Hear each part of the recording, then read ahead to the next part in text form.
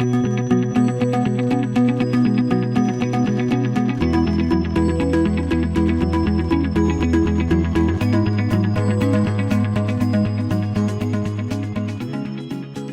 to Let's Talk Portsmouth, a new communications enterprise developed by the City of Portsmouth's Marketing and Communications Division. If you're interested in Portsmouth news and information, public concerns, and other relevant topics that could impact your life, Let's Talk Portsmouth is the podcast for you. We'll talk city business, including interviews with city administrators, hold discussions with civic and community organizations, and converse with newsmakers from around the state on topics close to home and heart. Now, here's your host, Sharon Hoggart.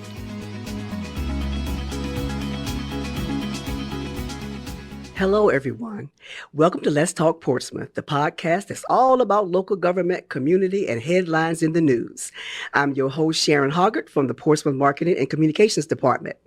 We've got a full house today. If you recall from our last episode, which seems like it was a month ago, even though it was only about 3 weeks ago, we talked with Janice Douglass-Ellis, Chief of Services at Portsmouth Department of Social Services. And we talked about the Portsmouth Reentry Council. The Reentry Council helps formerly incarcerated individuals reintegrate into the community. Ms. Ellis returns for today's show as well. Also joining us, we have Dr. Tyrone Davis from the Fatherhood Mentoring Program and Ms. Liz Odhwani with the Social Security Administration. These two individuals, their organizations provide wraparound services to help the Portsmouth Reentry Council complete their mission. All right, so we'll be right back after this first message. So y'all stand by. We'll be right back.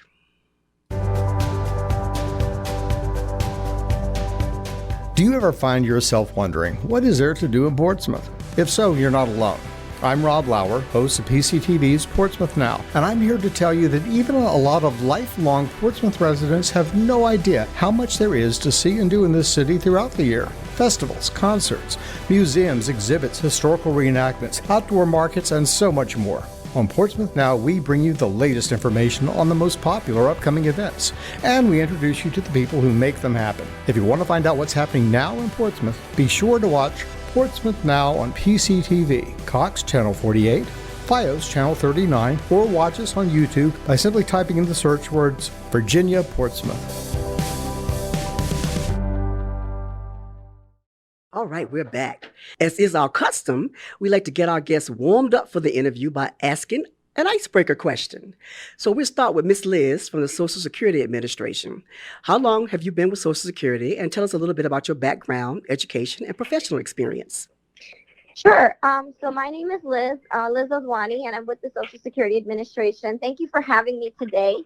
And I've been with the administration almost 20 years now. This June is going to make 20 years with the administration. I graduated from VCU, Virginia Commonwealth University, not too far from here in Tidewater, over in Richmond area. And I started working at the office right out of college, right after university. I worked in Atlanta, Georgia, Houston, Texas, Dallas, Texas, all over Richmond, Virginia, so all the different counties there. And now I'm in the Tidewater area and some other cities around Virginia doing public affairs, public education, and outreach to the community about our benefits. So thank you so much for having me. Well, we're glad you're here. And everybody listening, Ms. Liz O is a key contact for the Social Security Administration. Don't call her directly, but you can know who to ask for when you call the number. Dr. Davis, you're no stranger to Hampton Roads. To the Hampton Roads community. Tell us a little bit about your background and how long you've been conducting the Fatherhood Mentoring Program in Portsmouth. Yes. Again, good morning to everyone, and thank you also for inviting me to be a part of this podcast. I have been coordinating the Fatherhood Mentoring Program for Portsmouth Department of Social Services for over 11 years. I was born in Norfolk, Virginia, and I grew up in a small town in northeastern North Carolina called Odhwani. I attended college at Elizabeth City State University. I received my master's degree from Old Dominion University in adult and continuing education, and a doctorate degree from George Mason University in adult education and forensic counseling. My employment history began with the city of Norfolk in the Department of Personnel as a personnel technician. I later obtained a position with ODU Research Foundation's Educational Opportunity Center. I stayed there until I retired in November of this year with over 25 years of service. As director of the Education Opportunity Center, I worked with all the Department of Social Services in the Hampton Roads area, both Peninsula and Southside. During this period, I met Ms. Jackie Scott, then director of Portsmouth Department of Social Services. And we both had an interest in developing a fatherhood program for the city of Portsmouth. Well, the rest is history. And the program, again, have been in existence for over 11 years. Wow. Now, Ms. Ellis, our guests already know who you are, but please say hello and reintroduce yourself. Hello, everyone. Hello out there. This is Janice Douglass-Ellis from Portsmouth Department of Social Services, and I'm so glad that Dr. Davis and Liz are here to talk about the services. I'm just excited about it. So thank you so much for having us back on You are most welcome. We're glad you're all here. All right, so on our last episode of Let's Talk Portsmouth, we talked with Ms. Ellis about the Portsmouth Reentry Council. So Ms. Ellis, give us a quick recap of this agency and its purpose. The Portsmouth Reentry Council meets the first Thursday of every month at 10 o'clock. We have a virtual platform.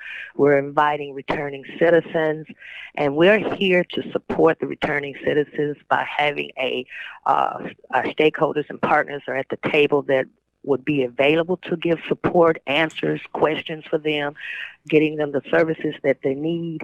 And we're trying to get the word out to encourage people to participate.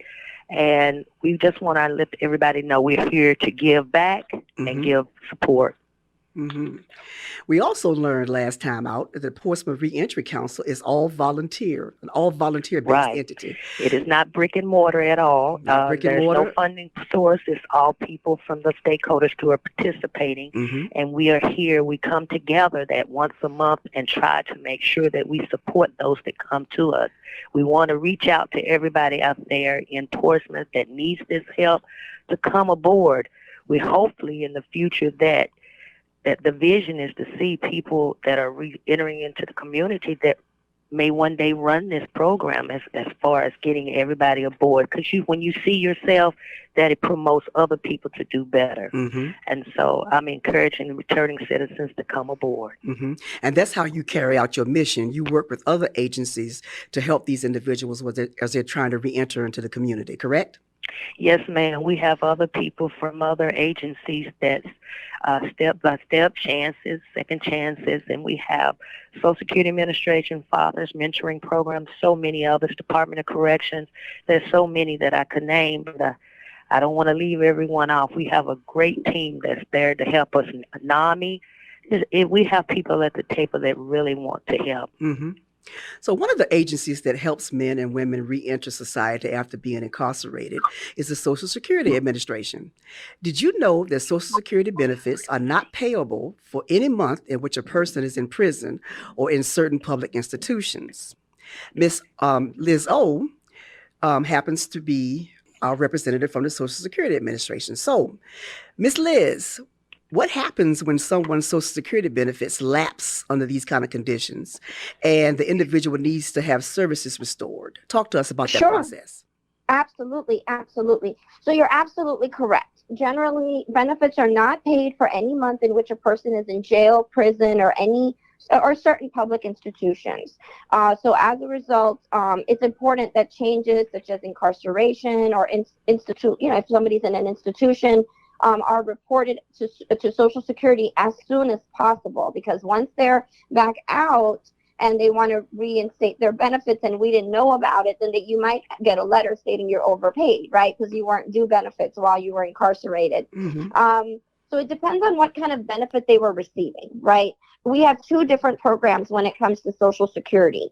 We have regular Social Security, what you worked and what you paid into. You could either get retirement, disability. If you remember getting those green and white statements in the mail we used to send you a while back, we stopped mailing those out because of identity theft. People steal people's mail. And identity theft, as you know, is the #1 growing crime. And many people are, getting bamboozled out of money and things like that. So we highly recommend people going to our website, www.ssa.gov/myaccount, and create their My Social Security account, because you can see your statement online now. And that's great again, for people that are returning back out to community, for our reentry citizens, because you can get your Social Security card replaced online too. Mm-hmm. So even if you've been in there for a couple of months and you're out and you want to, go ahead and get a job, or you need your Social Security card for whatever reason, if you have your My Social Security account, you can actually, if you're over the age of 18 and a U.S. citizen, not only can you see your statements like you used to get around your birthday, but you could also get your Social Security card replaced online too. Mm-hmm. But when it comes to benefits, so if you're on regular Social Security, what you worked, what you paid into, either if you're getting it through disability or retirement, while you're incarcerated, it gets suspended.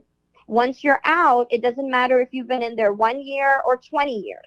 Once you're out, you show us the release date that you were out, and we'll be able to go ahead and get you reinstated. So you do not have to file a new claim if you're on regular Social Security. Mm-hmm. But we have another program, and it's called Supplemental Security Income, otherwise known as SSI. Supplemental Security Income is a program that's based on need. It's a needs-based program, similar to food stamps and Section 8 housing and everything that social services has.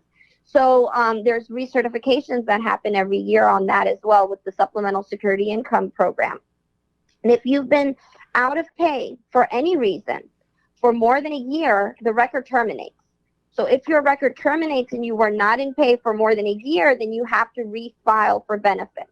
Not only incarcerated, it could be for any reason. Mm-hmm. Now, if you were in and out within a year, then you can reinstate it. So if you're on supplemental security income, it's different. You have that year time limit. So if you were within a year, you're fine. You could get it reinstated just like our Social Security beneficiaries. Mm-hmm. But if it's more than a year, then you do need to refile. And you could contact the local office, or you could go online to see if you need to refile or if you just need to reinstate. But our offices, actually today is a great day for Social Security.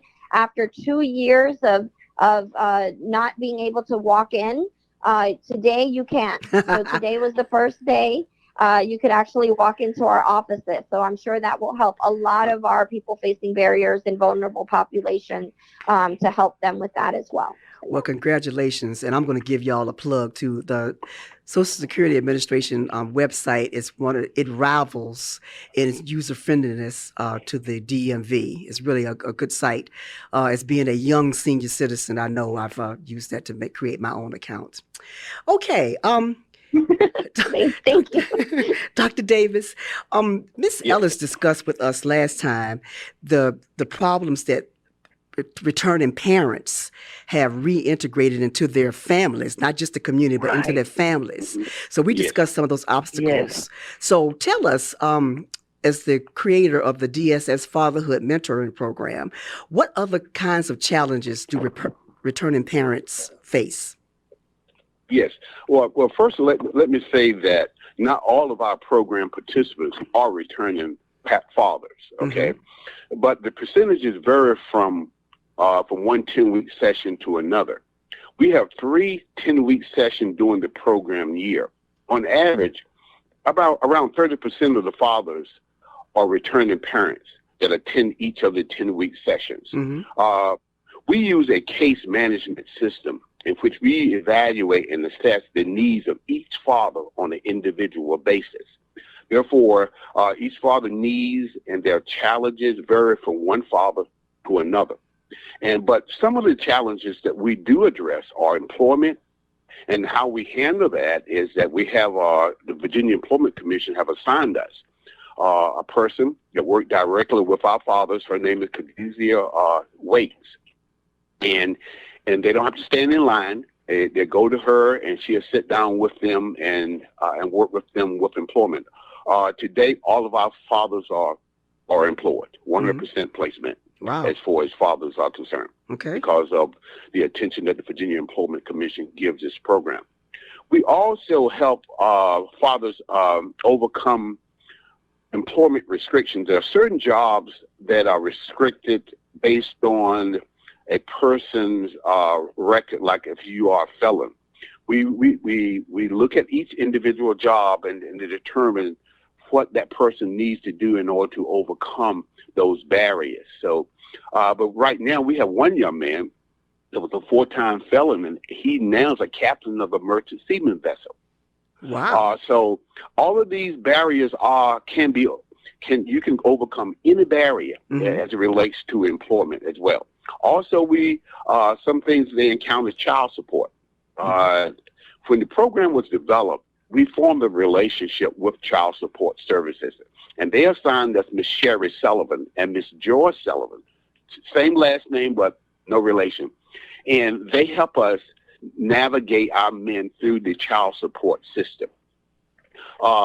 Another issue that we talk about and we discuss is branding their image. Coming from home, coming from incarceration and coming back into the family, sometimes the children have an issue with the imagery of their father. So we sat down with the father and we discussed these issues with him and hope that he can do some things that can help the kids understand where he's been and how he eased back into the already established family structure that's already existed. Also, we have fathers that are fathers in multiple households. Okay, so for example, we have had a father with 8 kids by 8 different young ladies, which means that he had to be a father in 8 different separate households. So we help him with that and understanding some of the dynamics that he has to go through in order to have access to his children. Also, another issue is money management. Dollar Bank has assigned James Hinton, a vice president of Dollar Bank, and he comes in and he works with our men. And anytime men have a problem, we can make the referral to him with their credit rating and any issue that they may encounter as it relates to money management. Also, we work with health issues. Dr. Laura Shabazz, he used to be the president of Delta Oncology in the city of Portsmouth. He just retired this year, but he would come in every year and talk about men's health, because in order to be in the lives of your children, you have to be healthy. This year, as a result of the support that we got and enthusiasm from this initiative, we approached Centera Hospital, and on June the 15th, we're going to have a community health fair for men. It's going to be held at the Renaissance Hotel in downtown Portsmouth. And all the services will be free to any man that comes in and need a physical or any type of screening.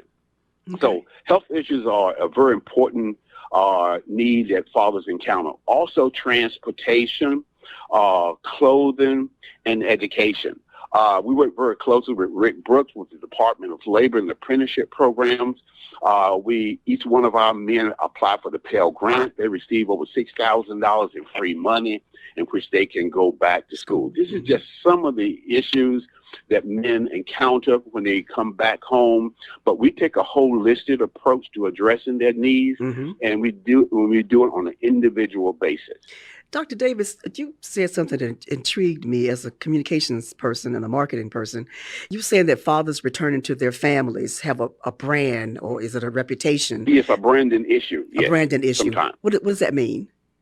Well, that means that the image, how do the kids look at their father? Okay. What is the imagery as it relates to their father coming from incarceration? What have they heard from their peers? What are their outlook on that?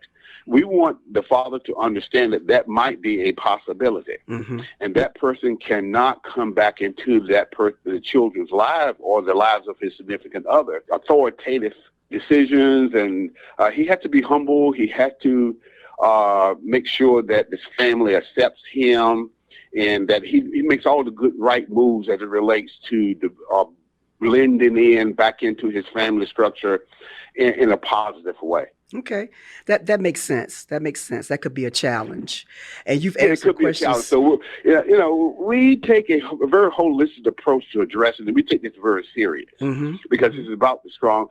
We believe that in order to solve any problems that we have in the city of Portsmouth, in the community, it's through strong families. Yeah, agreed. We must have strong family, and the father must be in the lives of his children. All right. Dr. Davis, you answered question 5, 6, 7, 8, and 9, so I got to go back to Miss Liz. That's perfect. It worked out great. That's perfect. Okay, the Social Security Administration launched a new initiative during the pandemic called People Facing Barriers. Can you tell us a little bit about this service and where people can get more information? Sure, absolutely, absolutely. So we know that, together we can accomplish more. And that's why during this pandemic, I've been going out, reaching out to different organizations. I used to go out to these organizations to do speaking engagements, to talk about, our benefits and disability and retirement and Medicare and all of that. Mm-hmm. But now I'm asking for most of the organization's assistance, which we hardly ever have to do, right? Because most people just come into the office and get their business taken care of. Mm-hmm. Well, at this time, we need organizations' assistance, and we've partnered up with about over 50 organizations in the Tidewater area, including various jails, various prisons. This is why I'm on Portsmouth Reentry Council, trying to team up with various organizations, doing networking, to let everyone know, because of the pandemic, a lot of SSI, disability cases, supplemental security income cases, we saw a decline in numbers during the pandemic, possibly because people thought that they couldn't file because they couldn't walk in. A lot of our customers rely on walking in because they don't have a phone or they're not able, or a car, so they would need that assistance to just walk in to the office and help them with their claim. And so what we've done is we've partnered up with various organizations, and we're letting them know that if somebody wants to file for disability or supplemental security income, for the first time, or if they just want to know once they're out, if they can refile or what their status is, they can go ahead and reach out to those organizations if they don't want to be on hold with the Social Security office or wait for an appointment. Because sometimes an appointment with the Social Security office, as you're aware, can take 2 to 3 months, especially if you're doing everything on the phone, right? Mm-hmm. So what we've done is we've sat down with different organizations, and we've trained them on how to refer certain, our people facing barriers or our vulnerable population that needs that assistance, so we could make sure that we're serving everybody that needs to be served during the pandemic with supplemental security income, disability applications, Social Security applications, everything and anything that's needed. So this is a good way to streamline those referrals. And how they would do it is they would just send in a fax to different organizations that we have trained that are interested in this. We'll send in a fax, and this is including correctional centers, like I said, prisons, jails. They'll send in a fax to their local office, and we would tell them who the person is in the office that would assist with that, their liaison. So they will send a fax to them, and then they would be the ones to pick up that claim and start taking that appointment. Or they will assign it to somebody in the office that could immediately start helping that individual. So they're not waiting 2 to 3 months for an appointment, right? For an appointment and then a decision.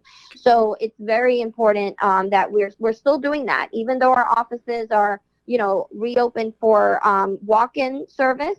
We still are encouraging people to apply for things online, over the phone, going through the vulnerable population or the people facing barriers, liaison services that we have, so that they can expedite those types of cases. Absolutely. Okay. All right. Ms. Ellis, we have 2 of your community partners with us today. What are some of the other partners that you work with that will help citizens returning to the community or to reconnect? Well, we have Step Up Incorporated, TCC Workforce, wonderful program, 211 Virginia, Child Support Enforcement, the Department of Virginia Department of Corrections, DARS, Eagleston Services, Hampton Roads Community Health Center, Behavior Health, Portsmouth Behavior Health, Hampton Roads Regional Jail, National Counseling Group, Opportunity Inc. It's such a long list, I cannot even give you all in one show, but it is a lot of people who are willing to support the returning citizens here in our community. And that warms our hearts. All right, everybody. Okay, stay with us. Keep it locked right here on Let's Talk Portsmouth. We're going to take a pause for the cause. Stay with us.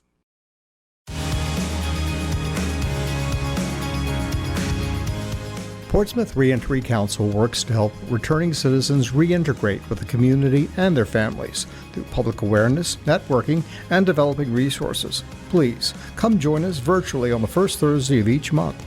For more information, call Janice Douglass-Ellis at 757-405-1800.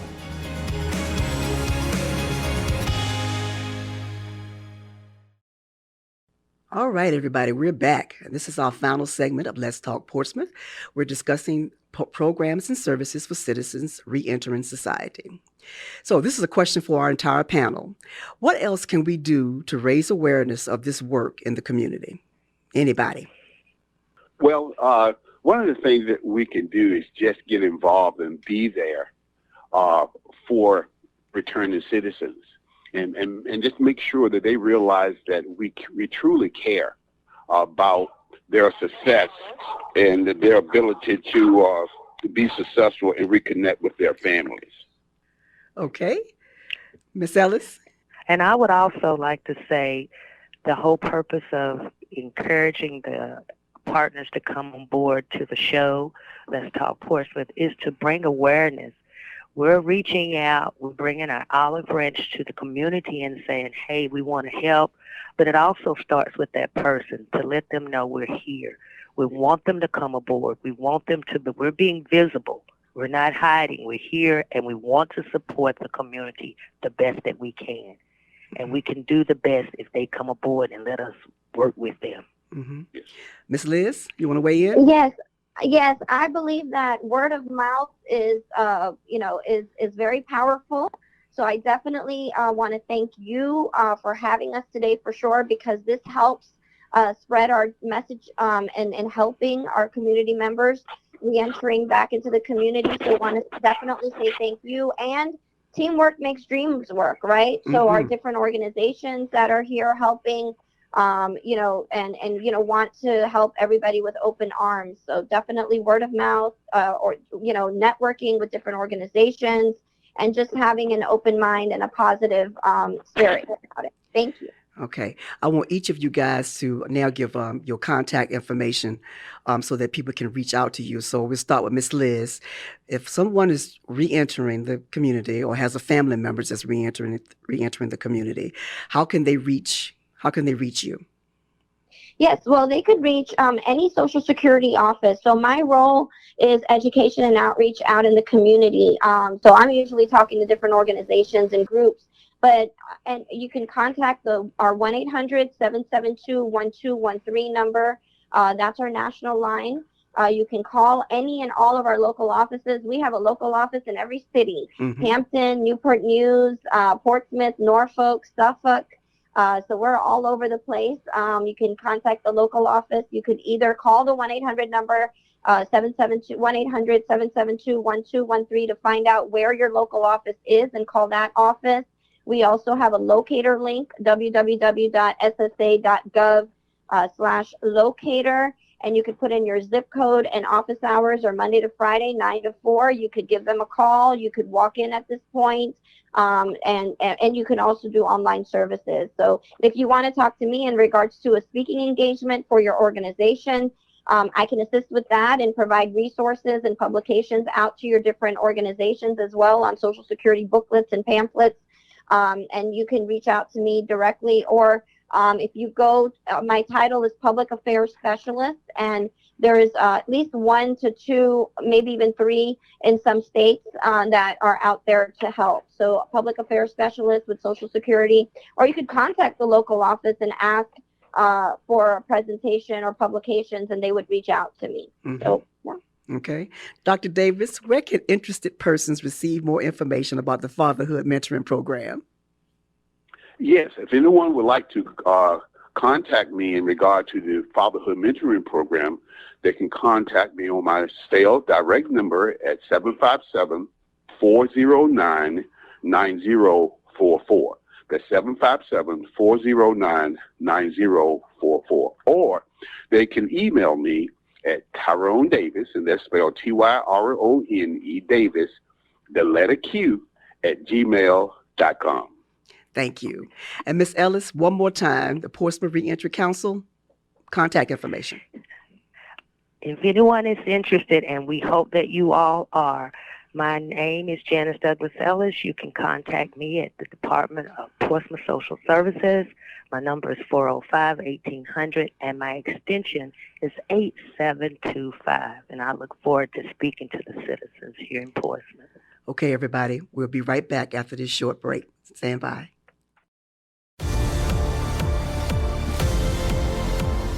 Portsmouth Social Services' free Fatherhood Mentoring Program includes orientation, educational assistance, health and wellness support, parenting, child support advice, referral services, career counseling, and an opportunity to dialogue and connect with other men with a desire to create a better life for themselves and their families. Incentives for participants include mentoring, education, and careers. The group meets virtually from 6 p.m. to 8 p.m. every Tuesday evening, March 28th through May 31st. For more information, call 757-409-9044.